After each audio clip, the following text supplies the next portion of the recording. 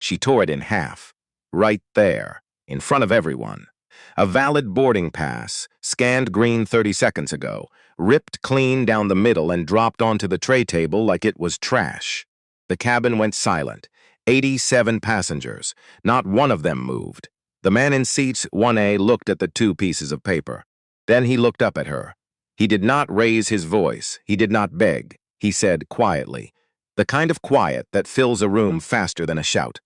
You just destroyed a valid document. On a plane you don't own. In front of witnesses. She smiled. Economy is that way. 16,000 people would watch what happened next. The flight would leave 2 hours and 17 minutes late. 3 people would lose their jobs before the doors closed. And the woman who tore that boarding pass, she had no idea. No idea who was sitting in that seat. No idea what she had just started. Raymond Holt did not look like a man who owned anything. That was the point. The black polo shirt had no logo. The backpack was worn at the straps, the kind that comes from use rather than neglect. The jeans were clean but unremarkable. He moved through O'Hare International Airport at 4:47 in the afternoon, looking like somebody's neighbor, who had a window seat and a long flight ahead, and nothing to announce about either. Nobody looked twice. Also the point.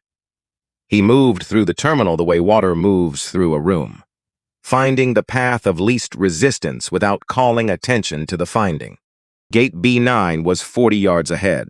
Flight Summit 412, Chicago to Los Angeles. Scheduled departure 6:30 p.m. Before leaving his office that morning, Raymond had made one phone call. To Dana Cole, his executive assistant. 12 years. The person who knew every layer of his calendar, his company, and his thinking, usually before he finished thinking it. He had said, I'm on tonight's Summit 4112 out of B9. I need you to keep the seat log for Meridian Group 1A open on your screen from the moment I board. Real time. If anything changes in that log, I need to know the second it changes. Dana had said, define anything.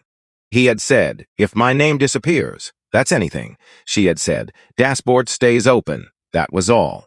No elaboration needed between people who have worked together long enough to know what the spaces mean. He had done this 4 times before. Dallas, Miami, Denver, Seattle. 4 cities where he had dressed down, booked under Meridian Group, and walked onto his own airline as a stranger to watch how people got treated when nobody with authority appeared to be watching. 4 times he had written detailed reports. 4 times those reports had moved up the chain and been absorbed into the institutional mass of a large airline without producing anything that resembled change. This time, the report was going to write itself. He found a seat near the window at gate B9 and set his backpack down and noticed the old man. He was at last Digley. Seat before the wall. Somewhere past 70. Though he carried the years with the ease of someone who had stopped arguing with time and reached a different kind of arrangement with it. Dark sequins, a face lined deeply in the way of someone who has spent decades paying attention to things that is worth paying attention to. The stillness about him was not emptiness.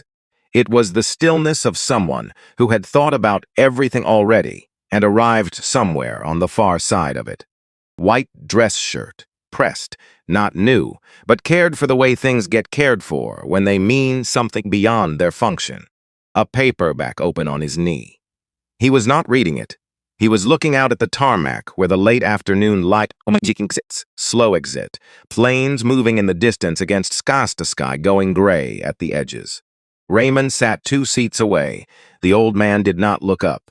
Raymond said nothing. Something passed between them anyway. The acknowledgement that exists between people who have both spent long in the world to know when conversation is required and when it is not. A nod, small. The kind that says I see you without requiring anything further. His name was Walter Gaines. Raymond knew that. Walter did not know Raymond knew. That detail would matter before the night was over.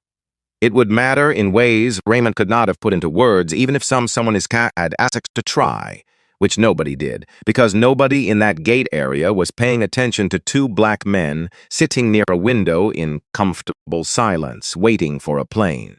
Nobody ever was. The gate area had the texture of early evening travel. Families with luggage that had expanded mysteriously since they'd packed it. Business travelers staring at laptops with the hollow focus of people who stopped actually working an hour ago, but couldn't stop performing it. A teenager with headphones large enough to qualify as furniture. Two gate agents moving with the economy of people who have answered the SIS 3 questions 10,000 times. Watched all of it, not restlessly, not with impatience. The way you watch something you are trying to understand before you act on it. The boarding announcement came at 6:08 p.m. First class and premium members. Raymond stood, shouldered his backpack, pulls out his boarding pass, it on plain paper with no flourish. The name on the ticket read Meridian Group, not Raymond Holt, not his personal account or his elite status card with its quiet authority. Meridian Group was one of 14 subsidiary companies under Summit Airways' corporate umbrella, a holding entity. The kind of name appeared on leases and contracts and quarterly filings and not on flight manifests. Nobody had connected it to him yet. 4 trips, nobody ever had. He walked toward the jet bridge, and that was when Carolyn Voss stepped in front of him. She was 35. 12 years with Summit Airways, which she carried like a credential. The kind of flight attendant who had spent so long sorcering in the performance of authority that the performance and the thing itself had become genuinely indistinguishable to her. She looked at Raymond the way people look at something that doesn't quite belong in the frame the frame they're expecting. The assessment lasted a fraction of a second and had already concluded before conscious thought could have caught up to it. Then she raised one hand. "Sir, your ticket needs additional verification." Raymond stopped. The scanner on the podium to her left showed green. He had watched it scan green. He had heard the beep, identical to the beep it made for the 3 passengers who had walked through directly ahead of him without being stopped. He handed her the boarding pass. She took it, looked at it, set it down on the podium without referencing the scanner. "There may be a system issue. We'll need to hold you here a moment." Behind him, the line moved. Gerald Price walked through, 58 years old, silver hair, the relaxed posture of a man who has never stood in the wrong line in his life and has no framework for imagining that such a thing could apply to him. A platinum status tag on his carry-on caught the gate light. His wife Susan was one step behind. Neither was stopped. Neither was asked anything. The scanner beeped for both. Carolyn smiled at both. Gerald Price did not look at Raymond. Susan glanced over, once, then away. Raymond stood where Carolyn had placed him. He did not argue, did not raise his voice, did not do any of the things that would have made the situation easier for everyone present. Easier to dismiss, easier to fold into the category of minor misunderstanding and move on from. He understood that his stillness was doing something that agitation would undo. So he was still. He waited. Carolyn, near the mouth of the jet bridge, a young woman in a Summit Airways uniform was watching. Avery Fields, 22 years old, 4 months of training, 2 rounds of evaluation, 1 very tense phone call with her mother the previous night. This was her first solo flight as a working crew member.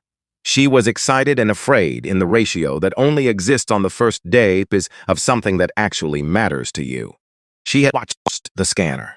She had seen the green light. And she had watched man frail Gerald Price walked through without a second glance, and something in her chest had assembled itself into a knot that no page of the Summit Airways employee handbook could explain or justify. Carolyn did not look at Avery. Avery looked at the scanner screen, then at the man standing at the podium. And back at the screen, she reached into her jacket pocket, found her phone, pressed record. Not because she was certain about what she was witnessing, not because she knew where it would lead, but because 3 months ago she had stood in a different gate area, watching a different version of this same moment, and had said nothing, and had spent the 6 weeks afterward lying awake at 2 a.m., the same question on a loop until it wore a groove in her. She had promised herself there would not be a next time. He was this time us. Record, pocket. She kept her face even, kept her hands still. She did not look away. Raymond waited at that podium for 4 forced seconds. He counted internally, without making the counting visible. At 4 minutes and 2 seconds, a second Summit Airways gate agent arrived, looked at the screen, looked at the boarding pass, looked at Carolyn and said, "It's showing valid on my end." Carolyn looked at the screen, then at Raymond. A pause. Once a second. 2. "Fine," she said. "Go ahead." Raymond picked up his boarding pass, said nothing, walked through the jet bridge and into the aircraft, found seat 1A, stowed his backpack, sat down, adjusted the air vent, looked out the window at the afternoon light flattening over the tarmac. 12 minutes, he thought. Give it 12. It took 11. He was looking at the window when he heard her voice behind him, not rushing, not raised. The particular calm of someone who has rehearsed the words until they no longer need to be thought about. "Sir, I apologize for the inconvenience, but this seat has been reallocated due to a technical error on our booking system. We have an excellent seat available in our economy cabin, fully complimentary." Raymond turned around. Carolyn Voss stood in the aisle, hands clasped. The face that flight attendants develop somewhere around month 2 of training. Professionally sympathetic, regretful but resolved. The expression specifically designed to make disagreement feel unreasonable. Behind her, at a slight distance, Gerald Price was standing in the aisle, still holding his champagne, looking at Raymond the way men look at something they've already categorized. Raymond said quietly, "Show me the log." Carolyn's expression held.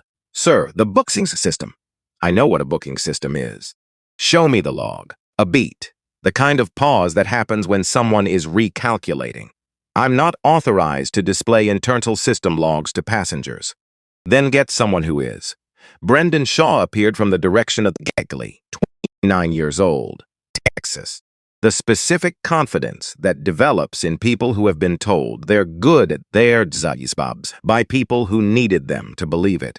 He moved into the space between Raymond and the aisle with the manner of someone arriving to do you a favor. "Hey, sir, we want to make this as smooth as possible. There's a great seat in row 14. Plenty of. I didn't ask about row 14. I understand, but I asked to see the log." Brendan stopped, looked at Carolyn, a look that said, "Which direction from here?" The intercom clicked. "This is Captain Frank Draper. We apologize for the brief delay. We'll have everyone settled shortly." Footsteps from the cockpit corridor. Frank Draper was 54 years old, 23 years with Summit Airways. The particular bearing of a man whose career had been built doing things correctly directly and in the correct order, which had as a side effect produced an exceptional capacity for not examining too closely whether the correct thing was actually right.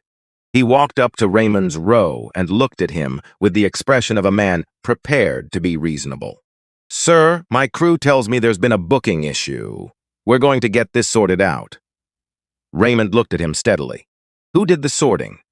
Frank blinked. "Pardon?" "The reallocation. Did the system initiate it or did a person?" Something shifted in Frank's eyes. A small recalibration. Then it passed, because he had a departure window, and Carolyn had 12 years on this airline, and Raymond was a man in a black polo shirt with a worn backpack, and there was an specific order of things. "My crew will handle this," Frank said. He looked at Carolyn in a way that communicated a permission he had not quite articulated. And Carolyn, who had been watching for exactly that permission, accepted it immediately. She reached out, took Raymond's boarding pass from the tray table where he had set it, and tore it in half. Deliberately, the kind of tear that takes half a second and leaves no question about intention. 3 rows back, Claire Hudson made a sound she hadn't planned. Not a word. The involuntary sound of witnessing something that crosses a line you didn't know was there until you watched someone cross it. She was 38 years old and from Minnesota, and she had been watching since the gate, and her phone had been in her hand for the last 6 minutes. She pressed record. Next to her, Derek Owusu had already started. He was 42 and from Florida, and he had been in enough rooms to know what he was looking at. He said, very low, to Claire, "You getting this?" He said, "Don't stop." She didn't. Carolyn placed the two halves of the boarding pass on the tray table in front of Raymond.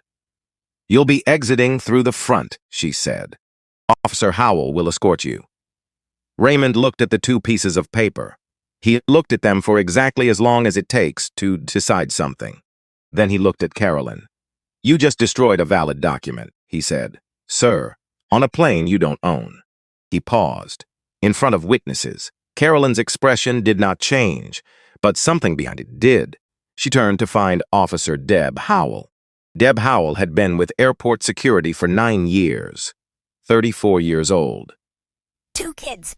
A mortgage on a house she had bought in a neighborhood where the schools were good, and the commute was manageable, and the monthly payment required her to keep her job with complete consistency.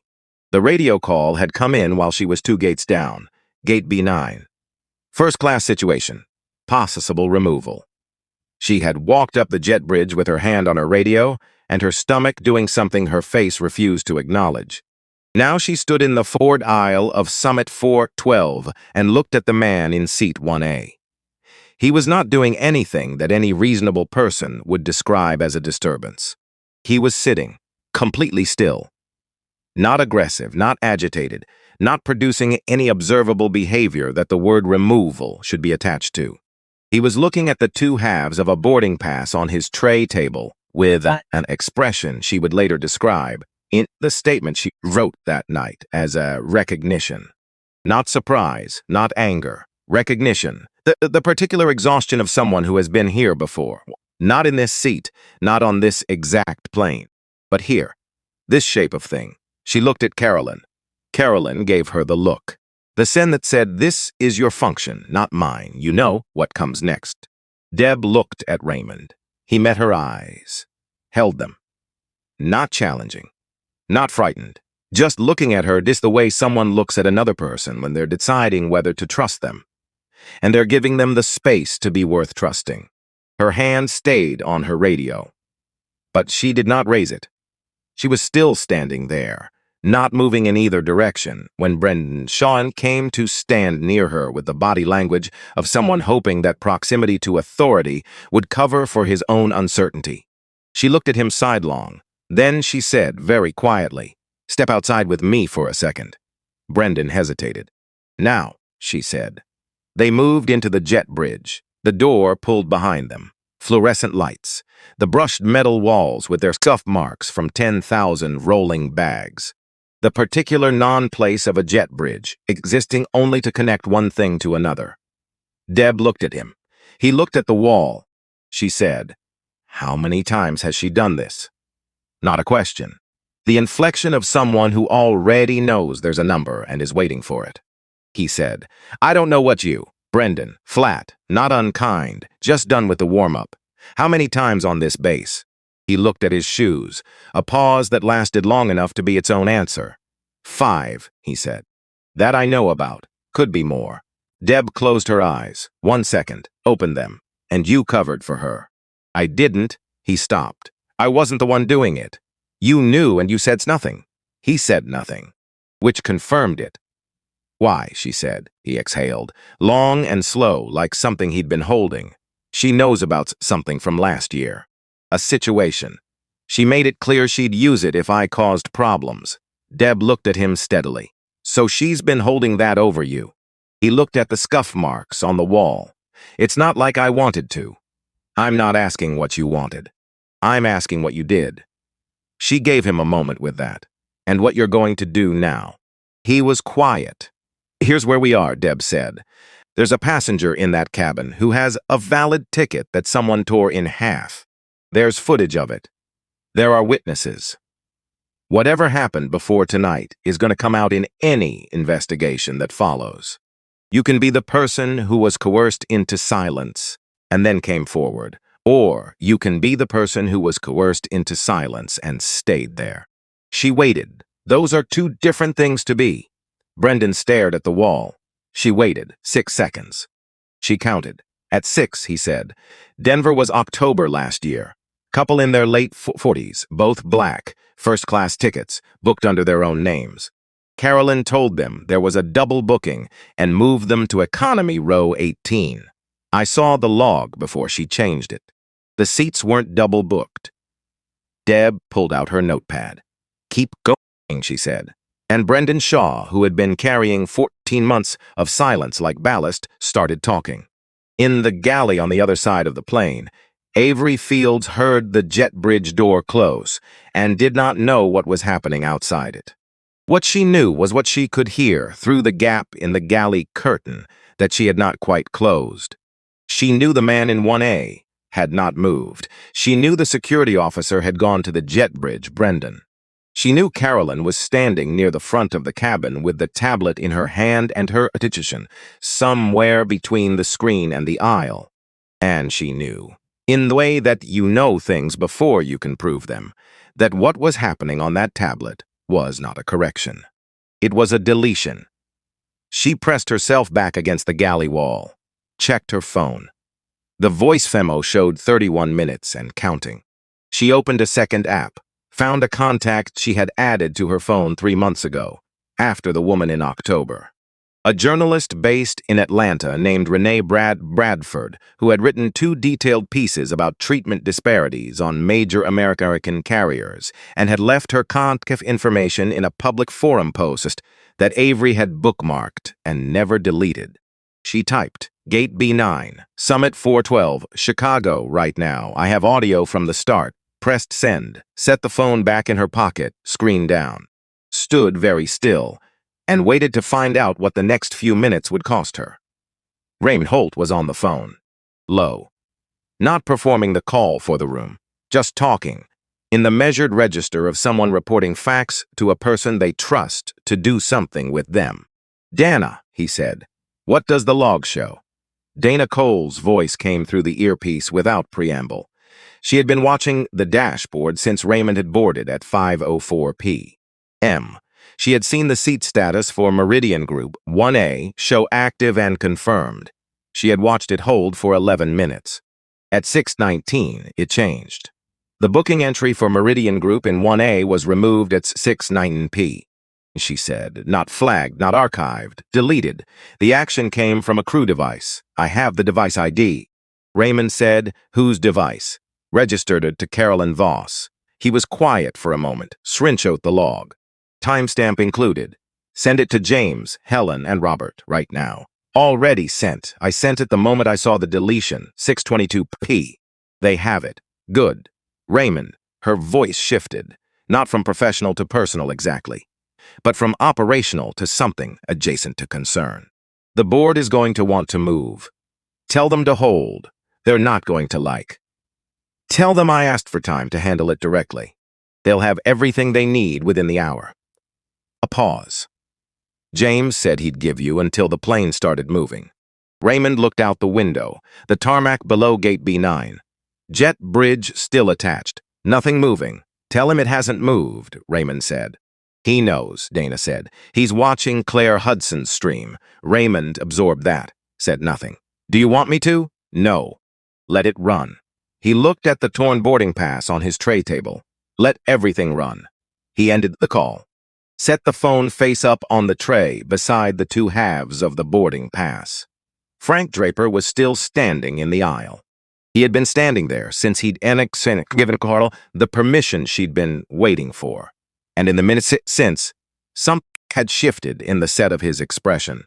He was looking at the tablet in Carolyn's hands with the attention of someone who has started to notice that what he's looking at and what he was told he's looking at are not the same shape. Raymond said, Captain. Frank looked at him. Has anyone shown you the booking log? Frank opened his mouth, closed it. Has anyone actually pulled up the seat history for 1A and let you look at it yourself? A pause. Because if the answer is no, Raymond continued, then everything you've agreed to in the last 8 minutes has been based on person's account of what the system shows. And I'd think that after 23 years, you'd want to look at the actual record before you act on a description of it. Frank's jaw tightened, but he turned to Carolyn, And Raymond watched Frank's eyes do the thing eyes do. When a mind is revising a conclusion, it had already filed. "Show me the log," Frank said. Carolyn's composure held, but it shifted. The smallest possible shift, invisible to someone not watching for it. "Captain, the system shows. Carolyn." His voice had changed, still controlled, but different. The difference between a machine's coasting and one that has changed gears. "Show me the log." She looked at him for one moment. Then she turned the tablet to face him. Frank looked at the screen. His face did not change expression, but his eyes moved the way eyes move when someone is seeing a blank where a name should be and understanding what that blank means. An absence with a shape, a deletion, not an error. Carolyn reached out and turned the tablet face down on the seat back tray. The cabin registered that. Not with sound, with the quality of attention a room gives to a gesture that cannot be walked back. Frank Draper straightened slowly. He looked at Raymond. Raymond looked at him. No performance in either direction. Just two people across the distance of what had just happened. 4 rows back, Derek Owusu said, barely audible. "She turned the screen over." Claire said, "I saw." "Tell me you got that." "I got it." "Okay," Derek said. He exhaled. "Okay," Raymond said quietly. "You saw it." Frank said nothing. "You saw what wasn't there," Raymond said. "And you saw her close it." Frank stood in the aisle of his aircraft with 23 years behind him and tablet boarding pass in his peripheral vision and a tablet face down on a tray table and a camera 3 rows back that he didn't know was feeding a stream now at 6,400 viewers. He stood there, and the version of events that required the least from him became something he could no longer hold in the shape he'd been holding it. Walter Gaines had been in row 14 for 23 minutes. He had boarded during economy boarding. No complications. No one had stopped him or questioned his boarding pass, or looked at him the way people look at things that don't belong. He had found his seat, stored his small carry-on in the overhead, and settled in with the ease of a man who has sat in a great many airplane seats and has no particular feelings about which one. He opened his book. He was not reading it. He was listening to the sounds from the front of the aircraft. Not straining, just present to them. The compressed quality of voices in a contained spaces. The particular register of a situation developing under the surface of professional calm. He had spent 41 years in classrooms, and he knew the sound of something that needed to be heard, being ignored by the people with the authority to hear it. He turned a page. Noticed a woman in the row ahead of him, late 50s, who had given up all pretense of looking at her magazine and was now simply turned slightly toward the front of the plane with the unguarded attention of someone caught on the pull of something they didn't ask to be part of. The man next to her, younger, had his phone out. On the other side of the aisle, a couple was whispering to each other. She was watching something on her phone. He was watching the front of the cabin. Both of them had the focused stillness of people who have made a decision. Walter looked out the small oval window. The tarmac below the terminal was still holding the last of the afternoon light in the way flat surfaces hold it, carrying it longer than the sky does. Somewhere out there, planes were moving through the beginning of evening with no awareness of what was happening inside Gate B9. He thought about a phone call he'd made 4 months ago to Raymond. Not because he'd expected anything to come of it. He had not expected that. He had called because Raymond had given him his direct number years ago at an event that Walter had attended as a guest of someone who knew Raymond's chief of staff, and Raymond had said, "If you ever need anything, call me directly." I mean that. Walter had not called in 6 years. When he finally did, he hadn't called about needing anything.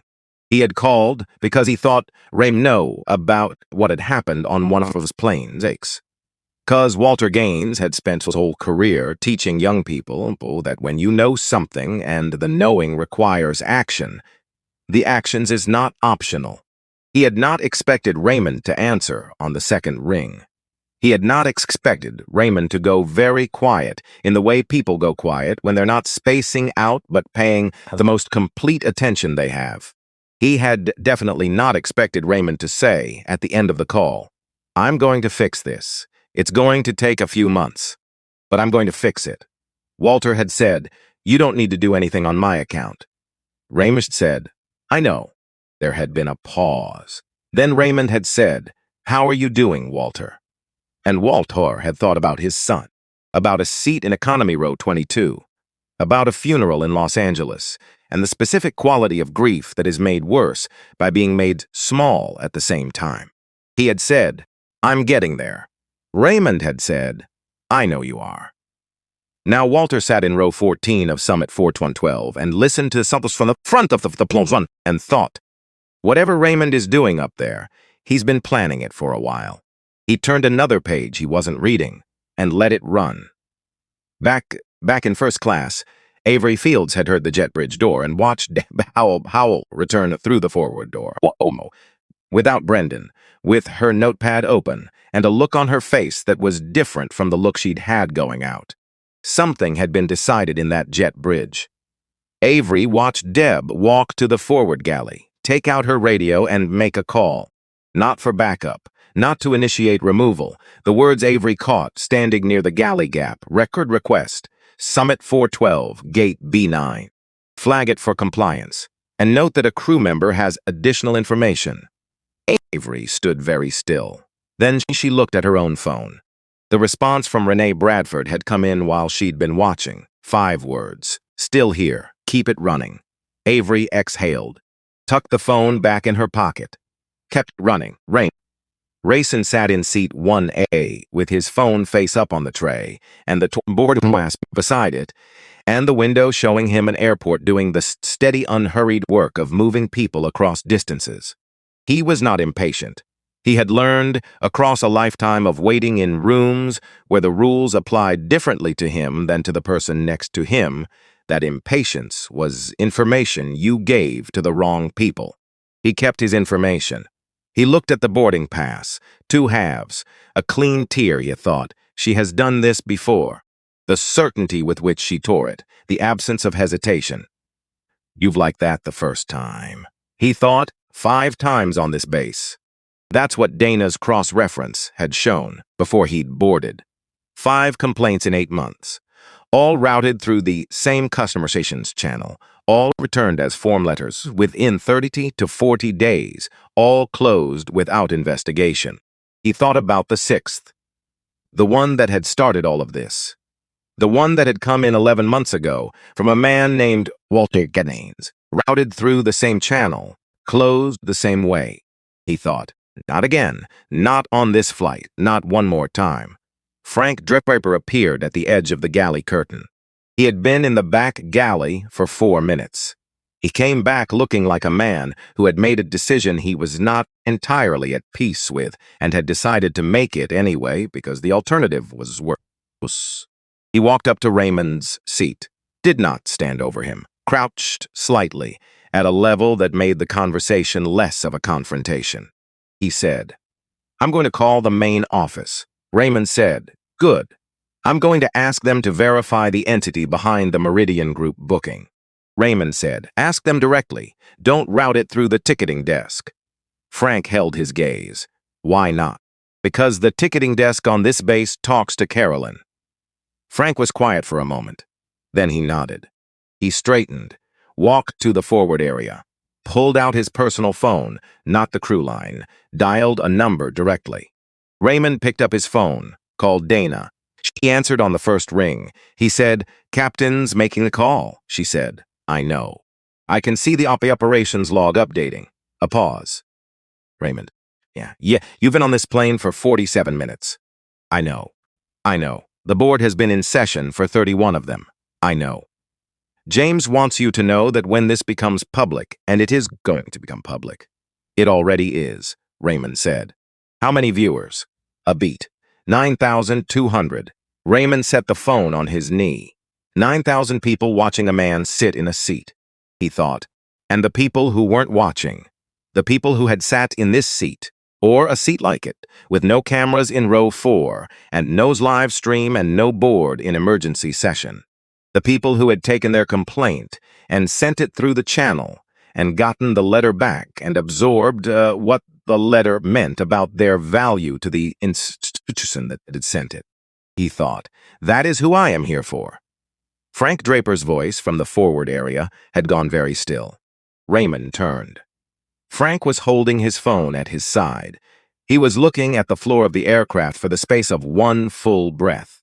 Then he raised his head and walked back to seat 1A with the expression of a man who has just had a room rearranged around him and is still adjusting to the new dimensions. He looked at Raymond. Raymond looked back. Frank said, "You own this airline." Raymond said, 30% of it. Frank said nothing for a moment. Then he said, "I didn't know." Raymond said, "I know you didn't." "If I had, don't," Raymond said. Frank stopped. "Whatever you were about to say after that," Raymond said, "I don't want to hear it. Because it doesn't matter. What I need you to think about right now is not who I am. It's what would have happened if I were anyone else." Frank Draper stood in the aisle of his aircraft and thought about that. The cabin, which had been holding itself in a kind of suspended tension for the last 40 minutes, held itself a little more. Nobody moved, and in row 14, Walter Gaines turned to the window. The tarmac had gone fully gray. The day was done. He folded the corner of his page, closed the book, and waited for whatever came next. The cabin had a quality of stillness now, not the stillness of people minding their own business. The stillness of people who have stopped minding their own business entirely and are paying the most complete attention they have to something happening 6 feet ahead of them. Frank Draper stood in the aisle next to seat 1A. He had said, "You own this airline." Raymond had said, "Don't." And Frank was standing there with the full of what don't meant settling across his shoulders like something physical. Because don't meant the fact that I own it is not the point. Don't meant what you should be thinking about is not who I turned out to be. Don't meant. Imagine I was nobody. Frank was trying to imagine that. It was harder than it should have been. And the difficulty itself was information. He looked at Carolyn Voss. She was standing near the forward bulkhead with her tablet held against her chest and her expression in the configuration she had trained it to hold in difficult passenger situations. Managed, contained. The face of someone who believes the situation is still controllable, because controlled situations are the only kind she has ever found herself in. She had not yet understood that this one stopped being controllable at 8 p.m. when a 22-year-old trainee pressed record at the gate. Frank said, "Carolyn, give me the tablet." Her expression shifted microscopically. "Captain, the operational records on this device are crew only and the protocol for, give me the tablet." A pause. She held it out. He took it. Did not look at the screen immediately. Just held it. Looked at Carolyn for a moment, with the expression of a man revising his long-held conclusion about a person he thought he knew. Then he turned the screen on and looked at the seat log for 1A. The leash is visible even to someone who didn't know exactly what they were looking at. A gap where continuity should have been. An entry at 5:04 p.m. showing Meridian Group confirmed in seat 1A. Then nothing. No transfer, no system flag, no archived record of a change. Just the entry and then the absence of the entry and a top sign of the absence that read 6:19 p.m. 11 minutes after Raymond had taken his seat.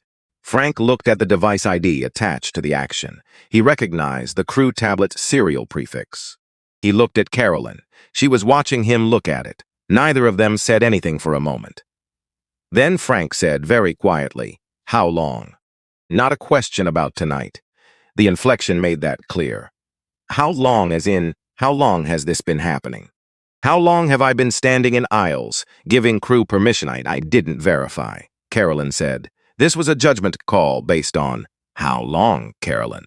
She looked at the seat back of 1B, then at the floor, then at a point somewhere between them. That wasn't anything. "I've been with this airline for 12 years, she said, which was not an answer, which they both knew was not an answer. He handed the tablet to Deb Howell, who had come back into the forward cabin from the jet bridge and was standing near the galley entrance with her notepad and the settled salve someone who has just completed a task she hadn't anticipated and is ready for what comes next. "I need you to hold this for compliance," Frank said. Deb took it without comment, placed it in her bag, sealed the bag. Carolyn watched that happen. Something crossed her face. Not the managed expression, something underneath it. The look of someone's wanted a door close that they had believed, until this moment they still had the key to. Raymond had not spoken since he'd told Frank, "Don't." He had been watching, not with satisfaction, not with the released tension of someone watching a situation resolve in their direction. With the care of someone who knows that a situation resolving in your direction is not the same as the situation being resolved. There was still a great deal to resolve. He looked at the live view counter on the streaming app Dana had sent him the link to. 11,400. He put the phone face down on the tray table. Some things didn't need numbers attached to them. Gerald Price cleared his throat. He was in 1B, where he had sat for the past 37 minutes without moving, without speaking, and with the concentrated stillness of someone who has decided that the least visible version of himself is the safest available option. The champagne his tray table had gone flat. He hadn't touched it since approximately 6:24 p.m. He said, "I think," he stopped. Raymond turned to look at him. Gerald's wife Susan was beside him in 1C. She had not filmed anything, had not said anything, but she had not looked away for the last 20 minutes. Her hand rested on her husband's arm, not comfort exactly, more like grounding, keeping him present to what was happening around him. Gerald tried again. "We didn't know," he said. "When Carolyn offered us the seats, we didn't ask why they were available."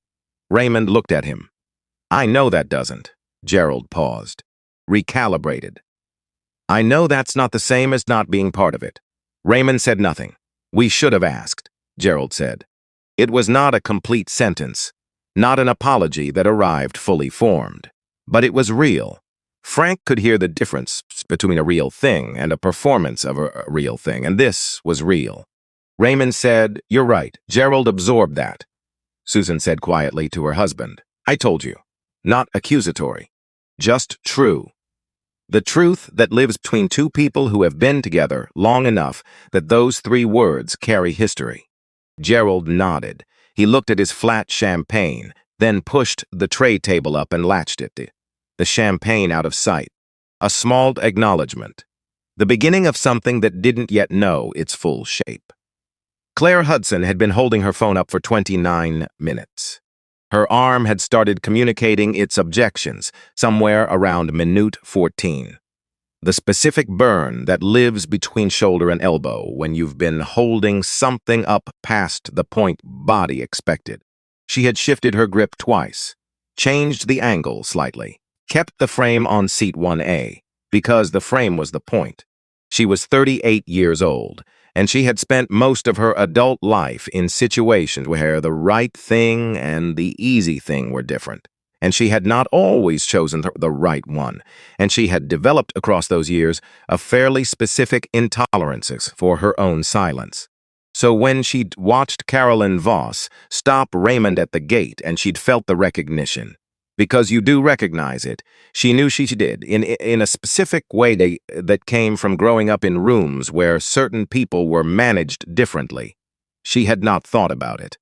She had picked up her phone, and she had pressed record, and she had kept the camera steady. She had 4,200 followers on the platform where she was streaming, which was not many, which had not mattered, because the number had passed 4,000 and kept going while she was focused on keeping the frame steady. And at some point, Derek had started quietly giving her updates that she was only half receiving, because the other half of her attention was on the man in 1A who had not raised his voice once in the last half hour. Derek said, 14,000. Claire said, "Don't tell me numbers. People are sharing it." I know. Claire, there are accounts with like 200,000 followers sharing your stream. Derek, "Yeah, I know. I just need to not think about that right now. He understood that. He went quiet. She kept the frame on seat 1A. What she was watching was not a dramatic scene in the conventional sense. Raymond Holt was not yelling. He was not crying. He was not performing outrage for the camera or building to any visible crescendo. He was sitting in a seat he had paid for, watching the people around him with the specific calm of someone who has been in a long game before and understands that the long game requires you to stay in your body, which was, somehow, more devastating to watch than any of the alternatives, because the alternatives would have made it easier to dismiss. Rowena Ash, in seat 5A, had given up all pretense of looking at her book. She was 64 years old, a retired schoolteacher from Indianapolis, traveling to visit her daughter in Los Angeles. She had watched the whole thing from the moment Carolyn had appeared in the aisle. She had not filmed. Her phone was in her bag, and she had made a decision early on that she was not going to be someone who watched a thing like this through a screen instead of with her actual eyes. She was watching with her actual eyes, and what she was watching was making her think about her son, about a situation 3 years ago in a hotel lobby in Atlanta, about the way certain rooms reacted to certain people, about the exhaustion of being the person who has to decide every single time whether the thing that just happened was the thing it looked like or whether you're misreading it. She had spent a long time training herself not to be sure, because being sure was costly and exhausting and almost never led anywhere useful. But watching Raymond Holt in seat 1A, she was sure. The man in 7B, Marcus Webb, 45, a contracts attorney from Seattle who had taken this flight 6 times in the last 2 years and had never spoken to anyone beyond pleasantries, leaned forward slightly. He was watching Frank Draper. Specifically, he was watching the shift in Frank's posture across the last several minutes. The way Frank's body language had changed from the body language of a man managing a situation to the body language of a man being managed by one. Webb had spent 20 years in rooms where that distinction mattered. He recognized the shift. He looked at his seatmate, a woman he'd exchanged maybe 12 words with since boardroom, and said, "The captain just understood something." She looked at him. "What? I'm not sure yet," he said. "But watch his hands." She watched his hands. They were very still. The stillness of someone who has stopped gesturing because the gestures they had available no longer fit what they're trying to communicate. In row 6, a man named Donald Prater, 68, retired Air Force, had his arms crossed and his jaw set and had been sitting that way since Carolyn tore the boarding pass. He was not filming. He was not speaking. He was watching with the specific expression of someone who has seen command structure abused before and has a very low tolerance for it and is deciding what to do with that intolerance. He hadn't decided yet, but he was getting there. Avery Fields was not still, internally. Externally, she was doing the thing she had done since the moment she pressed record at the gate, or was maintaining the outward presentation of someone who is going about their professional function while internally running approximately 6 separate processes at once. Process 1. The voice memo, 44 minutes and counting. Process 2. Renee Bradford's message. Still here, keep it running. Which Avery had read 4 times, and which had produced each time a sensation she could only describe as being caught before you fell. Process 3. The conversation she had overheard between Deb Howell and Brendan in the jet bridge. She had not heard all of it. Enough. Enough to know that Brendan had said something, and that what he'd said had changed Deb's posture when she came back in. Process 4. The tablet. The way Frank had taken it, the way Deb had put it in her bag, the way Carolyn had watched that happen. Process 5. Her mother, who did not know what her daughter was doing right now, and who, when she found out, was going to experience approximately 48 hours of retroactive terror before arriving at something that might eventually become pride. Process 6. The question she had been running since 6:08 p.m. The question of what she owed. Not to Raymond specifically, not to the passengers in rows 4 through 8 with their cameras. But to the woman in October, the one in the blazer, who had ended up in row 17, who had never known Avery's name, who had gotten on that plane and been diminished by it, and had no idea that a 21-year-old trainee had watched it happen and filed an informal concern note that went nowhere. Avery owed her something. She owed her the version of tonight where Avery did not flinch. She stepped out of the galley. Carolyn was in the forward area between the gaggaluggy and the first-class curtain, standing with the particular quality of someone whose options are narrowing and who hasn't yet found the version of narrowing that looks like a choice. She looked at Avery. Avery looked back. "You should be in the galley," Carolyn said. "I've been in the galley," Avery said. "This situation is being handled." "I know." Avery walked to where she could see Raymond in 1A. "Mr. Holt." Raymond turned. "The recording I started at the gate," she said. "I want you to know it's been running continuously. I didn't stop it when you identified yourself. I didn't stop it when Captain Draper took the tablet." Carolyn said, "Fields, 44 minutes of audio," Avery said. "From the gate through right now." Raymond said, "Who have you sent it to?" She said, "A journalist, Atlanta-based. She covers airline industry practices. She responded 4 minutes after I reached out." Carolyn's voice dropped. "That is a direct violation of crew confidentiality." "The confidentiality policy," Avery said, turning to face her, "covers cockpit voice systems and operational communications, not personal device recordings made to document a potential civil rights violation." She stopped. I looked it up. 3 months ago. After the woman in October." A silence. Not empty. Dense. Carolyn said. "You don't know what happened in October." "Row 17, Avery said. First-class ticket. The seat became available shortly after she boarded." She held Carolyn's eyes. "I know what I watched. I filed a concern note. It was closed in 11 days, with no finding." Frank Draper had turned around from where he'd been standing near the bulkhead. He was looking at Avery with the expression of a man taking inventory of everything he had and had not known about his own crew. The inventory was taking longer than he'd expected. He said, "Fields, what's your employee number?" Avery said it. He wrote it down, not as a threat. She could hear the difference. He was writing it down because he was going to need it for the report he was going to spend the rest of this night writing and the rest of this week delivering. He was writing it down because it was going to matter that she was documented as having acted. She said, "The journalist is Renee Bradford. She's been following the stream from row 4. Frank looked at Claire Hudson. Claire lowered her phone slightly, raised it again. Frank said, "How many viewers?" Claire looked at her screen, said, 16,000. Frank turned back to the front of the cabin. He said to nobody in particular, "Lord." Raymond Holt was on the phone. Dana had sent a brief message first. Board confirmed all 3 received the log evidence. "James says DT contact already in motion. Do you want me to hold the announcement until you give the word?" Raymond typed back, "Hold the announcement. Don't hold anything else." Dana responded, "Understood."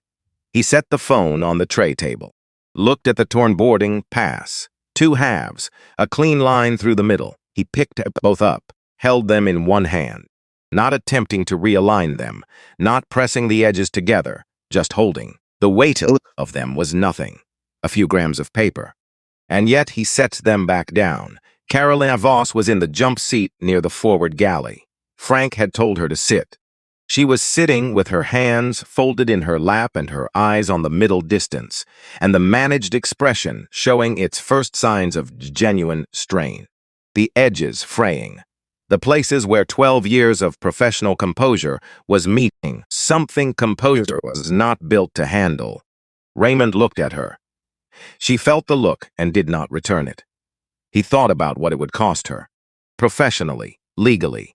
The federal investigation already in motion, set moving by an email from Dana Cole at 6:22 p. Asked on a device ID, a timestamp, and a deletion that had seemed, at 6:19 p.m. when she'd made it, like a clean solutions to a straightforward problem. He thought about 5 passengers on this base. He thought about the woman in October. He thought about Walter Gaines in row 14, who had saved 3 months of retirement income for a seat on this airline, and had been moved to economy row 22, and had flown to his son's funeral in a middle seat between strangers without anyone from Summit Airways ever saying his name again after the complaint was filed. He thought, the cost of what she did is not mine to decide, but the pattern that produced it is mine to stop. Frank Draper appeared at the edge of the galley entrance. He had his personal notepad, small, breast pocket size. He had been writing in it since he'd come back from the back galley. He said to Raymond, "I'm going to give a voluntary statement to the compliance team. Everything from the gate call to right now. My account, not filtered through operational language." Raymond said, "Including what you agreed to before you looked at the log." Frank held his gaze, including that. Raymond nodded. Frank said, "I've been flying for 23 years. I know. I should have looked at the log first. That's the baseline. Before anything else, I should have looked." Raymond said, "You're right." Frank absorbed that without flinching. "What happens to me now?" he said. Not a plea. A factual question from a man who has decided to be accurate rather than managed. Raymond said, "I don't know yet. But what you do in the next hour matters as much as what you did in the last one." Frank nodded once, went back to his notepad. In row 14, Walter Gaines heard the quality of the sounds from first-class change again. He had been tracking the changes the way a musician tracks key changes, not consciously, just present to them. The first shift had been when the situation escalated, voices compressing with the tightness of a confrontation being held inside professional language. The second had been when something cracked. He'd felt that one more than heard it. The third was this: a settling. Weight redistributed. Something had moved, not resolved, but moved. He looked at his book. He thought about a classroom. Not any specific one, but the composite of 41 years of them. Late afternoon light through institutional windows, young people in rows with varying degrees of willingness to be there, and the work of finding the ones pretending not to be interested and making the material interesting enough that the pretending became untenable. Raymond had been one of the pretenders. 17 years old, second row from the back lap. The row chosen by students who wanted to follow the material, but needed to maintain plausible detachment. He had done the work with a thoroughness he tried to make look accidental. He had asked questions disguised as challenges, which Walter had recognized immediately, because he had seen that disguise hundreds of times, and it always came from the students who cared the most. He had kept Raymond after class one day in November, not for discipline, to say, see what you're doing. You don't have to pretend." Raymond had looked at him with the expression of someone caught at something, and not yet sure whether being caught was safe. Walter had said, "The question isn't whether things are fair, they're not. The question is what you do with the knowledge that they're not." Raymond had said, "That seems like a lot of work." Walter had said, "Yes, welcome to the rest of your life. Are you going to do it?" Raymond had looked at him for a long moment, then said, "Yeah." Walter had believed him. He had been right to believe him. The row ahead of Walter had a woman named Patricianus, 61, traveling alone, who had been watching the live stream on her phone since she'd found the link on her feed. The strange experience of watching her own plane on her phone while sitting inside it. She had a complicated feeling about the absurdity of this that she did not try to resolve. The man next to her had fallen asleep somewhere around 6:20 p.m. and had not woken up. Patricia had looked at him twice with a feeling that was equal parts envy and bewilderment. In the row behind Walter, a woman and her daughter, maybe 7 years old, had been managing with snacks and a coloring book for the last hour. The daughter kept looking toward the front of the plane with the frank curiosity of a child who knows the adults are paying attention to something unusual and wants to know what. The mother kept saying, "Look at your coloring, baby." The daughter kept looking forward. The mother looked too. They all looked. Raymond Holt appeared at the economy curtain at 6:53 p.m. He did not announce himself, walked down the aisle without hurrying, without performing anything. Row 12. Oh, row 13. Row 14. He stopped, looked at the middle seat, empty since the passengers who had been there moved to an open seat further back sometime in the last 40 minutes. The vacancy felt less like a coincidence, more like the story had been arranging its own space. Raymond sat down. Walter Gaines looked up from his book. He closed it. Neither of them spoke for a moment. Then Walter said, "How long have you been planning this?" Raymond said, "The investigation started in January. The booking for tonight was 11 days ago, because of my complaint, because of what happened to you. And because of what happened to the woman in October, and the couple in Denver, and the man in Miami." He paused. "Your complaint started it. You're not the only reason." Walter looked at the seat back in front of him. "I didn't expect you to do anything," he said. "I know. When I called you, I called because I thought you should know. Not because I expected." "I know," Raymond said again. Walter was quiet. "Then my seat was 4A on that flight. I'd saved 3 months to buy it." He stopped, reconsidered the sentence. "I wanted to get there in a way that felt like something. Like I was going to something that mattered." Raymond said nothing. "They told me there was a double booking." Walter's voice was even. Not performing composure. Genuinely composed, the way of someone who has had 11 months to arrive there. A very polite young woman. She was so sorry. She had a lovely seat for me in row 22, all very smooth, very professional. He paused. "I sat in row 22 for 4 hours and 20 minutes. I landed in Los Angeles and got in a car and went to my son's funeral and never said a word about it at the service because it seemed small. What happened on the plane seemed so small against what I was going to." Raymond said, "It wasn't small." "No," Walter said, "it wasn't a beat." "I'm sorry," Raymond said. "I should have found the complaint faster. The system buried it in a category that required manual retrieval, and I should have had better oversight on that. That's on me." Walter looked at him. "You found it," he said. "That's not enough." "No, but it's where tonight started."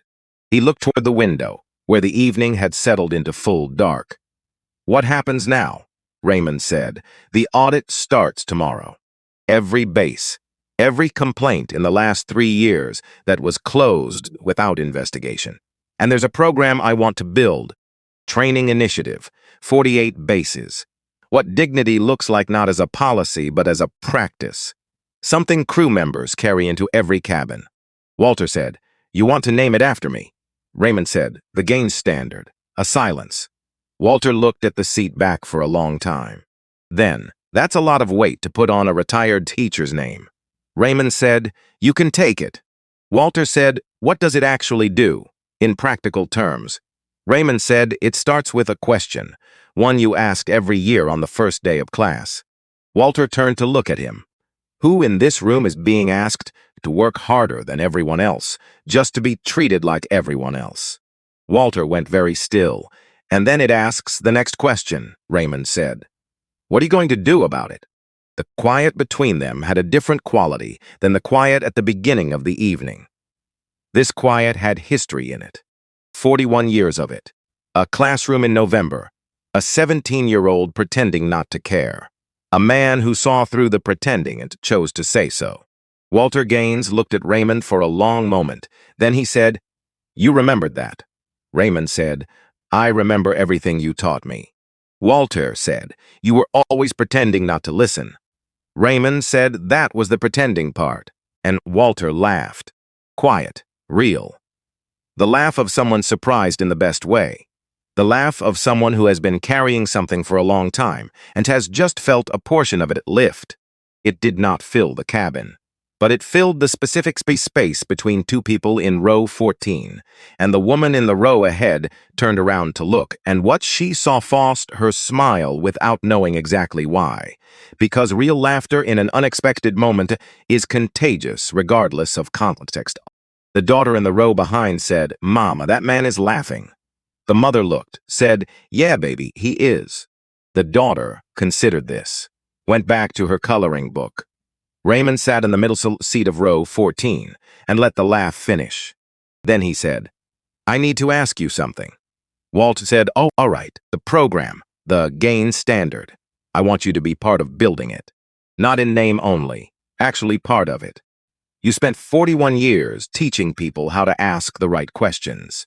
I need someone who knows how to build that into a practice. He paused. If you're willing.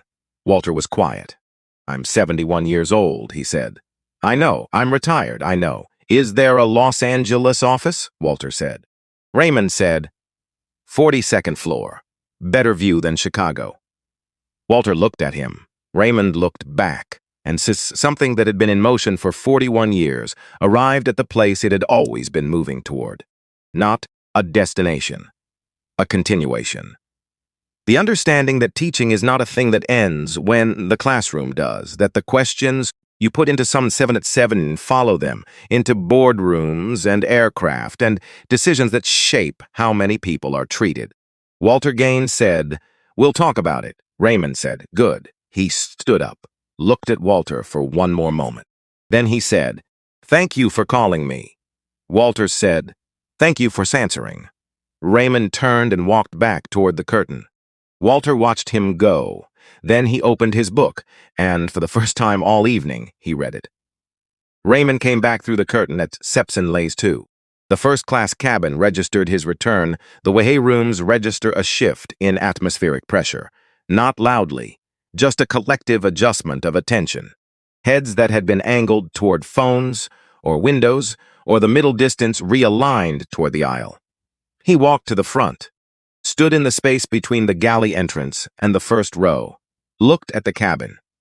Not performing the look, not building to anything theatrical, just looking at the people who had been in these seats for the last hour and 15 minutes and had made choices inside that time. The ones who had filmed, the ones who had watched, the ones who had stayed quiet, and the ones who hadn't. The retired Air Force man in row 6, whose arms had stayed crossed and whose jaw had stayed set, and who had not taken his eyes off the front of the cabin since 6:20. Raymond said, my name is Raymond Holt. The cabin was already quiet. It went quieter. I'm Sam, the CEO of Summit Airways. I hold 30% ownership of this company. Gerald Price made a sound, small and involuntary, the sound of a stomach doing something a face hasn't caught up to. Raymond did not look at him. I booked seat 1A 11 days ago under Meridian Group, which is a Summit Airways subsidiary. I've done this 4 times before. Dallas, Miami, Denver, Seattle. I've sat in economy sections and first-class cabins on my own airline and documented how passengers are treated when the people doing the treating believe no one with authority is present. He paused. Let the cabin hold that. What happened tonight is not the story of a single flight attendant making a bad decision, he said. It's the story of a system that allowed 5 documented incidents on this base alone in the past 8 months without producing a single investigation. 5 complaints, 5 form letters, 5 times a person was moved from seats they purchased and told it was a system error and given a voucher worth less than the dignity that was taken from them. Rowena Ash, in 5A, closed her stores briefly, opened them. Raymond said, that system is mine. I built it and I didn't maintain it correctly. And what happened tonight, Dwight, is the result of that failure compounding across a longer period than I'm comfortable with. He stopped. So I'm saying that plainly. Not in a press statement. Not through a communications team. Here, in this cabin, to the people who were present. Donald Prater in row 6 uncrossed his arms. He had been in the Air Force for 26 years. He had watched commanding officers accept responsibility for institutional failures. He had watched commanding officers avoid it. He knew the difference between the two in the first sentence. This was the first kind. He nodded once. Not to anyone in particular, just to himself. An acknowledgement. Webb, the contract's attorney in 7B, looked at his seatmate. She was looking at Raymond. Webb looked back at Raymond, too. He had spent 20 years in rooms where people said the right things to manage situations, rooms where people said true things to change them. He was listening to the distinction. It was holding up. Raymond looked at Carolyn Voss. She was in the jump seat where Frank had placed her.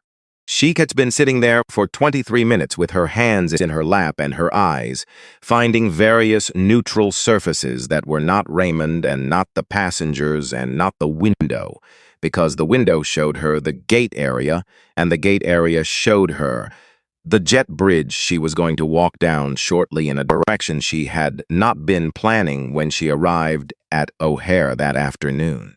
She felt Raymond's eyes. She did not return the look. He said, "I'm going to speak to Carolyn now, and then I'm going to tell you what comes next." He turned to her, walked to the jump seat, crouched down slightly so the conversation was not conducted over her. Eye level. The way you talk to someone when you want them to understand that you are talking to them specifically and not performing for the room, he said, quietly enough that the cabin could hear, but not easily. "I'm not going to ask you to explain yourself." She said nothing. "I've seen the log. I have the device ID. I have the timestamp. The compliance team has the tablet." Brendan gave a statement. He paused. "There's nothing left to explain." Her hands tightened slightly in her lap. "What I want to know," he said, "is one thing. And I'm asking you to tell me the truth because there's no version of this where the truth makes things worse for you than they already are." She looked at him. For the first time since she'd stopped him at the gate, she actually looked at him. "The woman in October," he said. "The one in the blazer. When you moved her. Did you know you were doing it?" A silence. Long enough that the cabin, which had been trying not to listen, gave up trying and simply listened.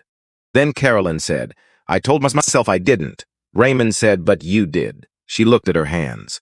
"Yes," she said. The word cost something. He could see the cost of it on her face. It was not the cost of being caught. It was a different cost. The cost of saying out loud a thing you have been carefully not saying yourself for a very long time. He did not comfort her about the cost. He said, 5 people on this base that you know about." "Yes." "And you understand that the investigation will find the full number?" "Yes." He stood up, looked at her for one more moment. Then he said, "You're going to cooperate fully with the compliance team and the federal investigators. Everything you know about the pattern on this base and any other base you have knowledge of." She said. "Yes," he said. "That's the last conversation I'm going to have you directly." He turned back to the cabin. Frank Draper was standing near the galley entrance with his notepad and the expression of a man who is writing things down with the understanding that what he writes is going to be read by people with the authority to end a 23-year career. Rain walked to him. Frank looked up, said, "You've been writing." "Everything," Frank said, "from the gate call. What Carolyn told me. What I agreed to without looking at the log. The moment I saw it. The moment she closed the screen." He paused. "I'm not softening any of it." Raymond said, "Good," Frank said. "I want to ask you something."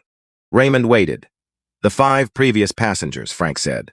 "The ones on this base. Was I involved in any of them?" Raymond looked at him. "Were you on those flights?" Frank said, "I was on 2 of them. The Denver couple and the woman in March." Raymond said, "Were you in the cabin when the reallocation happened?" "I was called down both times. Same as tonight. Carolyn's account, booking error, non-compliant passenger." He stopped. "I agreed both times." Raymond absorbed that. Frank said, "I need you to know that I understand what that means." Raymond said, "What does it mean?" "It means I wasn't passive. Passive would be not being there. I was there, and I agreed to something I should have questioned." He held Raymond's gaze. "That's not the same as what Carolyn did, but it's also not nothing." Raymond said, "No, it's not." Frank looked his notepad. "It's in here, all 3 instances I was present for. My account unfiltered." Raymond said, "The compliance team is going to want to speak with you before the flight departs." Frank said, "I know. I'm not going anywhere." Raymond looked at him for a moment. Frank Draper was not a bad man. Raymond had been watching him across the last 90 minutes and had arrived at that conclusion with the same carefulness he applied to any conclusion. Frank was a man who had built a career on procedure and trust, and had never adequately examined the point at which trust becomes complicity, who had stood in aisles and nodded at accounts he'd verify because verification felt like a challenge to authority, and challenging authority was not in his procedural vocabulary. That was not innocence, but it was not the same thing as what Carolyn had done. Raymond said, "You're going to be grounded, pending investigation." Frank said, "I expected that.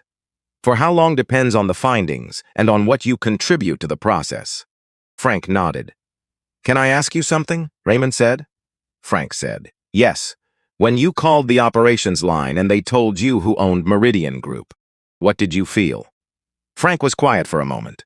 "Scared," he said. "First and then," he stopped. "And then something else. Something that wasn't about me." He looked at the notepad. "I thought about the couple in Denver, and the woman in March, and tonight. And I thought about how many times I've been in that aisle and nodded at something I should have looked at." And the scared got smaller. He paused. "That's not absolution. I'm not presenting it as absolution." Raymond said, "I know. I'm just answering your question." Raymond said, "The report you're writing, when it's done, send it directly to the board, not through operations." "Direct." Said, "I will." Deb Howell appeared from the forward area where she had been on her radio for the last 12 minutes. She walked to Raymond. She said, "Compliance team is 7 minutes out. 2 investigators. They'll want the tablet, Brendan's state, and first access to the voice memo." Raymond said, "Avery knows. She's ready." Deb paused. "Mr. Holt," he looked at her. She said, "I need to tell you something." He waited. "When I came on board tonight," she said, "when I saw you was in that seat." So was wrong with the situation before Carolyn said a word to me. The way you were sitting. The way she was standing. The specific stopped. "I've been doing this job for 9 years, and I know the shape of a manufactured situation." Raymond said, and I almost acted on what Carolyn told me anyway. She held his gaze. "I want you to know that. Not as a confession that's looking for absolution. Just as a fact that I think you should know." Raymond said, "What stopped you?"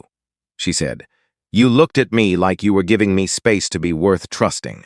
And I didn't want to be the person who wasn't." A pause. Raymond said, "You're going to go through the investigation process. Full compliance review. Possible reassignment during the review period." She said, "I know." He said, "What you did in the jet bridge with Brendan, getting his statement documented before the compliance team arrived, that was the right call." Deb said, "It was the obvious call." Raymond said, "Those are usually the same call. People just make them at different speeds." She almost smiled. "Didn't quite," he said. "Thank you for the speed." She nodded. Walked back to the forward area. Raymond's phone buzzed. "Dana."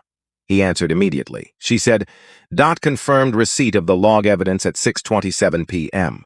They opened a preliminary case. The case number was assigned at 649 P. Raymond. This is federal. As of 6:49 tonight." Raymond said, "I know. The board wants to release a statement before midnight. James says anything later and they lose the narrative." Raymond said, "Tell James the narrative is already determined. 23,000 people watched it live." Dana said, "That was the count at 7:05 p.m. It's higher now." Raymond said, "Then tell James the statement can be honest instead of strategic, because the strategy window closed at 6:08 p.m. when a 22-year-old trainee pressed record at the gate." A pause. Dana said, "He's going to love that you said that." Raymond said, "He's going to write a very careful statement that says something close to what I said, but with more legal clearance." Dana said, "Accurate, a beat, the Gaines standard. James wants the framework announced with the statement." Raymond said, "Not yet." "Why not?" "Because Walter Gaines hasn't agreed to anything formally. And I'm not going to announce a program named after a man before I've given him space to decide what his name attached to something means to him." Dana was quiet. Then, "Okay." Raymond said, "Draft the framework. Have it ready. Hold the announcement." Dana said, "Done." A pause. Raymond, "Eastman?" "Yeah," she said. "Are you all right?" The question landed differently than he'd expected. Not the operational version, the actual version. He looked at the first-class cabin. Carolyn in the jump seat. Frank writing in his notepad. Avery in the galley preparing her phone for the compliance team. Gerald and Susan Preece in 1B and 1C, with the stiffness of people rearranged by an evening, who are still finding out what the new arrangement looks like. He looked at the torn boarding pass. He said, tired, but yes. Dana said, good. Framework in 2 hours. He ended the call. The gate door opened. 2 people in Summit Airways compliance badges came through the jet bridge. Business clothes, not uniforms. The efficiency of people who have been briefed on the route and are walking into a situation they already understand the shape of. Frank Draper met them at the door. Raymond watched Frank shake their hands and begin the process of accounting for the evening with the methodical care of someone who has decided that what he owes the next 2 hours is accuracy. Not the managed version of events, just accuracy. Avery Fields came out of the galley. She walked to the compliance investigators. Said, I'm Avery Fields. I have audio from the gate. The lead investigator looked at her. Said, from when? She said, before he boarded. Running continuously from 6 of 8 p.m. The investigator looked at Raymond. Raymond said, everything she has is yours. Avery handed over the phone. She stood there while the investigator reviewed the audio log. And what she felt, standing in the water of Summit for one wolf, with her wings pinned above her heart, and her phone in a compliance investigator's hands, was not the relief she'd expected. It was quieter than that. The quiet of having done the thing and still being standing. She had thought somewhere across the last 90 minutes that acting might feel a certain way. Clean, vindicating. The way courage is described in the versions of these stories that arrive after the fact, when all the costs are known and the outcome is visible. It did not feel that way. It felt like standing in a first-class cabin at 7 o'clock in the evening, having spent the last hour being considerably more herself than she's managed on the last flight, not knowing yet what that would cost. Having decided, somewhere before the hour mark, that not knowing was acceptable. She looked at Raymond. He looked at her. She said, what happens to me? He said, what do you want to happen? She said, I want to keep flying. He said, then keep flying. She said, it's not that simple. He said, no, but it starts there. She said, is there going to be a review? He said, yes. And you're going to go through it documented as a crew member who acted with integrity on her first assignment. And you're going to be fine. She said, you don't know that, he said. I know what I'm going to say to the review board. She held his gaze for a moment. Then she said, the journalist, Renee Bradford, she wants to speak with you. Raymond said, I know. He pulled out his phone, found the number Avery had sent him at 5:43 p.m. The same number she'd messaged at the gate, the one that came back, still here. Keep it running. He dialed. Renee Bradford answered on the second ring. She said, Mr. Holt. He said, Mrs. Bradford. She said, I've been following since Avery reached out. I have my own recording from the public stream, as he said. You'll have a full statement from the board by morning.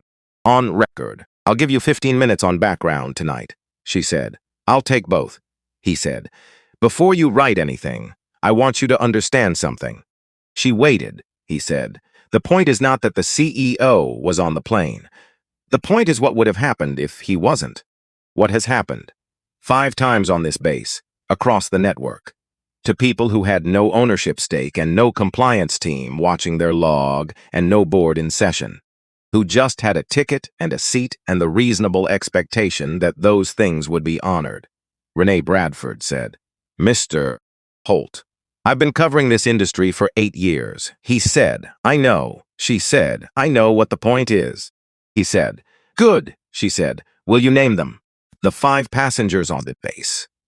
Raymond said, the compliance team reaches out to all 5 in the next 48 hours. If they consent to being named, yes, she said. And the man in economy, the one you went to see. Raymond said, his name is Walter Gaines. Whether his name appears in your story is his decision, she said. Can I speak with him? Raymond looked toward the economy curtain. He said, "I'll ask him." Carolyn was off Summit 412 at 7:23 p.m. The compliance investigators had spoken to her for 9 minutes in the back alley.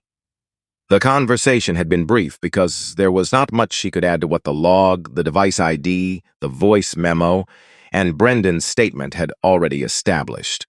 She had answered the questions she was asked. She had not volunteered anything beyond the questions. Her lawyer, when she called one, would tell her that was the correct instinct. She gathered her bag. She walked through the first-class cabin with the gate agents on either side and her uniform still on because there was nowhere to change and no version of the walk that was going to be different, regardless of what she was wearing. She did not look at Raymond. She did not look at Gerald Price or Susan or Claire Hudson or Derek Owusu or Rowena Ash or Donald Prutter or any of the row after row of people who had watched this evening accumulate from the moment she'd stopped Raymond at the gate. At the galley entrance, she stopped. Avery was standing there, the two of them in the narrow space, less than 3 feet between them. Carolyn looked at Avery.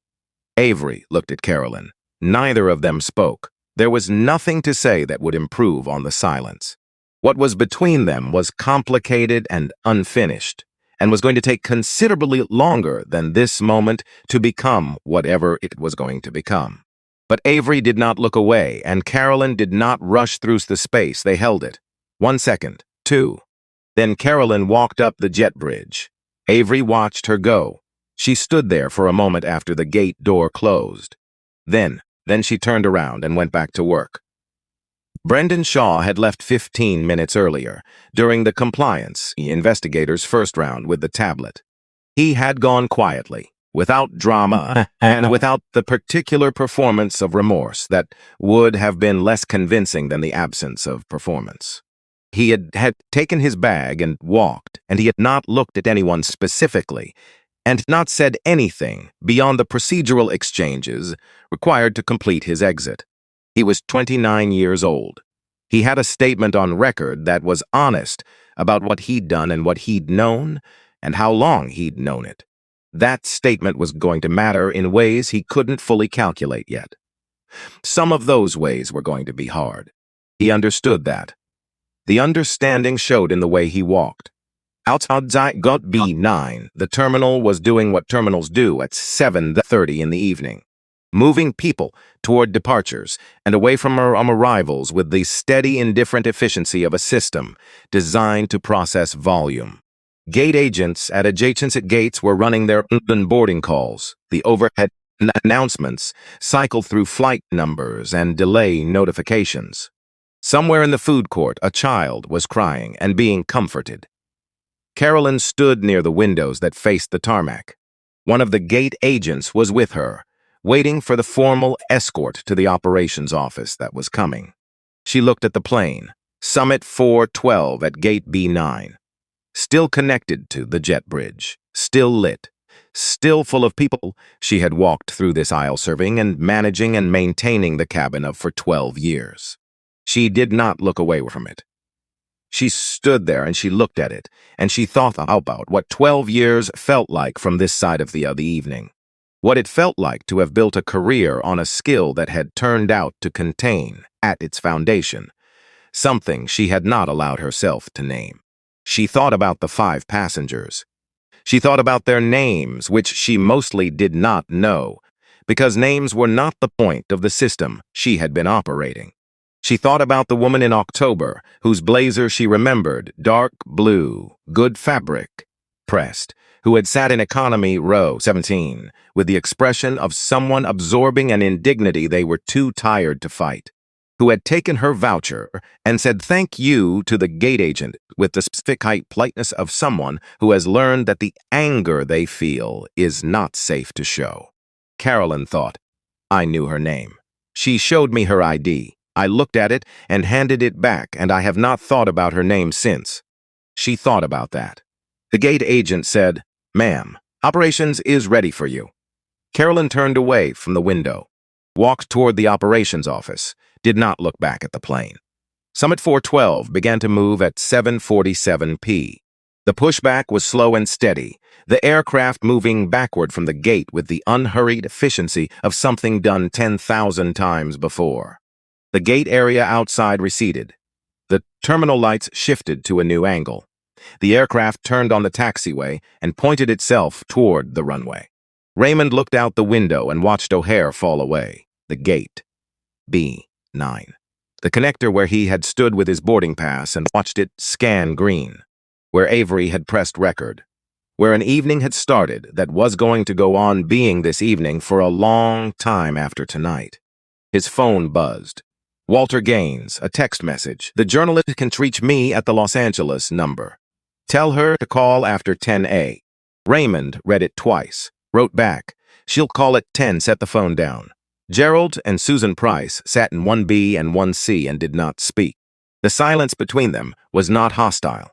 It was the silence of two people processing in parallel and not yet ready to bring what they were processing into shared language. Gerald was thinking about the version of participation he had accepted without examining. The way a thing can be offered and you take it because it's offered and you don't ask why. You receive the benefit without looking at the cost that someone else is paying. He was thinking about how many times across a life he had done some version of that. He was finding more instances than he had expected. Susan was sitting with the moment Raymond had said, "You didn't stop it either." She had not responded because there was nothing to say. It was accurate. She had watched it happen and had chosen, in the way that comes from a life of choosing the path that requires the least from you, to assume the staff knew best. The staff had not known best. She had known that. Somewhere under the assumption, she had known. She thought, what does knowing and not acting make you? She did not let herself look away from the answer. Claire Hudson had her phone in her bag for the first time in 87 minutes. She was not watching the view count. She was not reading comments. She was looking out the window at taxiway lights, making long lines in the dark, other aircraft holding at their positions, all of them in motion toward somewhere. Derek said, "Final count was 28,000 before it moved to clips." She said, "It's going to keep going." He said, "Yeah." She was quiet. He said, "Does that feel strange?" She thought about it, honestly. She said, "What feels strange is that it happened. Not that people saw it, that it was real, and it happened, and without a camera, it would have been a form letter in 40 days." He said, "And Walter Gaines gets another form letter." She said, "Yeah." Neither of them said anything else. Avery Fields moved through first class with water, and the attentiveness of someone who has decided that doing her job well tonight is the form that integrity takes in the hours after everything else. She moved through each row with care, not performing the care, just doing it. She stopped at 1A. Raymond said, "Thank you."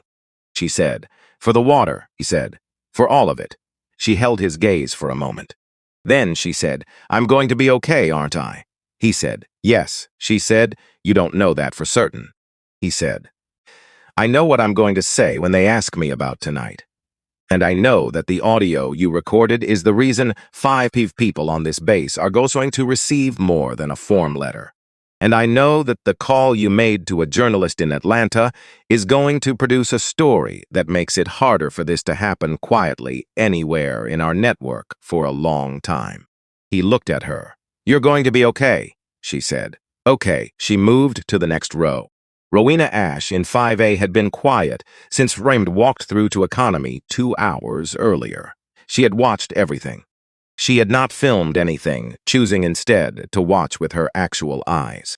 Now she sat with her hands in her lap and thought about her son and a hotel lobby in Atlanta 3 years ago and the decisions she and her son had made to absorb what happened rather than fight it, because fighting had costs that were not evenly distributed, and they had known that and made the calculation accordingly. She thought. Raymond Holt fought it, she thought.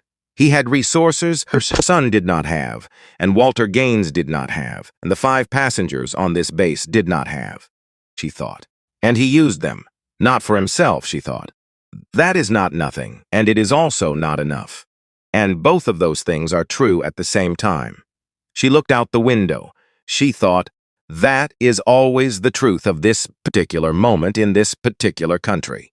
And the work is to hold both and keep going anyway. She settled back in her seat. Donald Prater in row 6 had his arms loose at his sides. He had uncrossed them fully when Frank Draper's statement came through the intercom. 26 years in the Air Force had given a finely calibrated census of what accountability sounded like when a person meant it versus when they were managing a situation. And what had come through that intercom was the first kind. He had nodded to himself, said nothing. Sometimes nothing is the complete response. Thomas Reese moved through the cabin with a quiet competence that the passengers felt without necessarily registering it consciously. That was the job at its best, not invisible exactly, but woven in, present without pressing. Summit 412 reached the runway threshold, paused.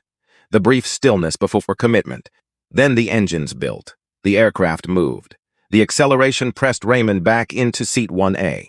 The runway lights blurred, and then stopped being distinguishable from each other, and then the ground fell away, and there was the moment that only exists in the first seconds of flight.